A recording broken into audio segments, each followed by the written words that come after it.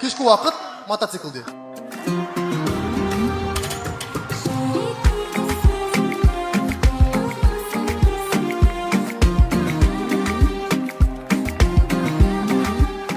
Кемпір, мен үшін бәріне дайынсың ба сен? Конечно, Жан.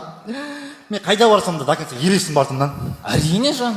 Жан, сен қасында өзімді жайлы сезінемін. Екеуміз ешкім танымайтын жаққа болса кетіп қалайықшы. Үйге вообще барғым келмейді. Неге? Кеше папа ішіп келіп, маманы ұрды. Мен де ұруға құттай қалды. Байқаш бар ғой, сонымен қырылып қалмайыншы мен бір күні.